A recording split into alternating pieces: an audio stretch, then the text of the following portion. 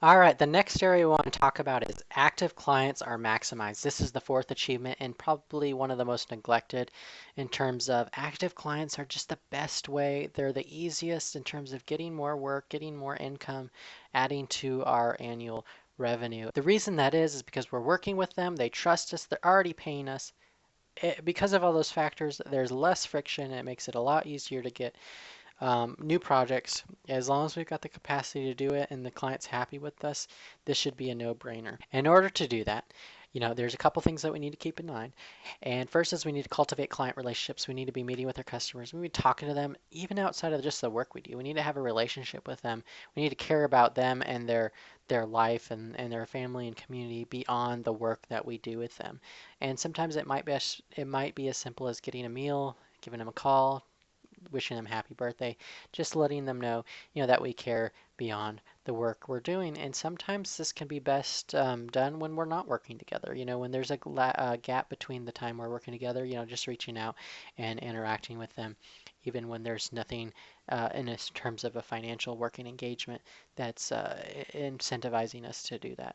So another thing we want to do is talk, really explore passive incomes. What are some ways or some services I could offer where they would pay me on a monthly and ongoing basis, even if we stopped working together or even while we were working together. So what are some passive income streams that we could explore? For me, I've got a website hosting service that I offer, a consolidated marketing report that I offer. I also do a backup and update package for those clients that have a website. So they're kind of technical and marketing oriented, but there's a lot of other options out there. So it's simply figuring out what are those passive income options and making sure that we extend those to our clients. And you know, even if they're not a lot, they can add up fairly quickly. So at this point, I think in my journey, I'm at about $600 or $700 a year, and or excuse me, $600 or $700 a month in passive income streams.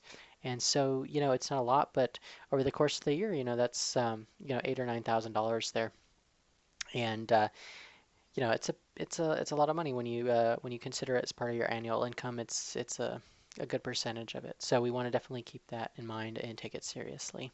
When we're talking about maximizing our active clients, what we really want to do is we're wanting to take project work and turn it into ongoing engagements. And so sometimes I'll have a client that comes to me and says, hey, can you build me this or can you help me solve this problem? And I'll help them do that. And sometimes it'll be a one and done and we'll move on. But really the sweet spot or the goal or the gold mine is to figure out how to take that one project and turn it into an ongoing engagement where we're working with them every month and hopefully over the course of the year or over the course of multiple years. And one of the ways that I've done that is by having a mindset, by wearing this mindset called SOFI. And SOFI stands for Seeking Opportunities for Improvement, SOFI, Seeking Opportunities for Improvement, SOFI. And SOFI is is essentially it's a mindset that goes when I'm working with a customer on project one, I'm looking around, I'm surveying the area, I'm keeping an eye out for opportunities for improvement, for problems, for issues that I see while we're working on the thing we're doing.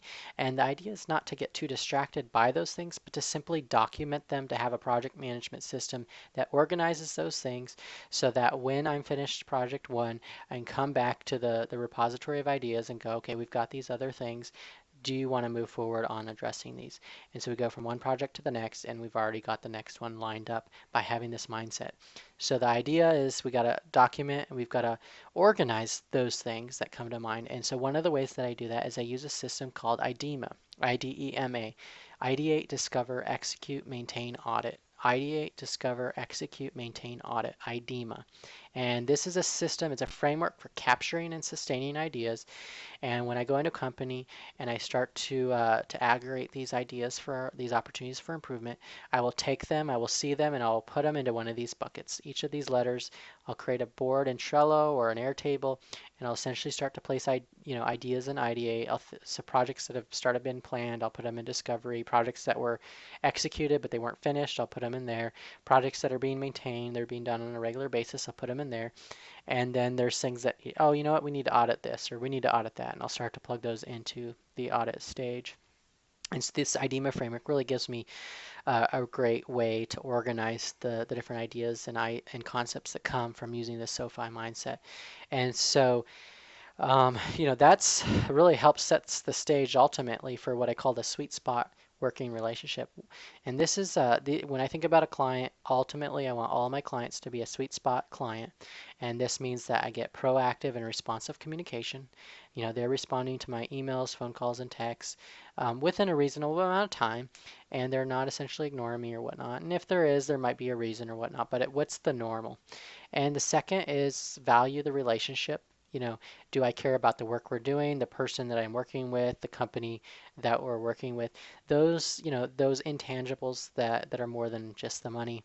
And then when it comes down to it, making the money does matter and making sure that there's prompt and accurate billing, that we're getting paid on time and things like that. And so ultimately, I want a sweet spot working relationship with all my customers. When we're first starting at freelancing, we may have to accept some customers we don't like all the way around, but over time, we want to really filter down the customers we work with just those that we love to work with the most.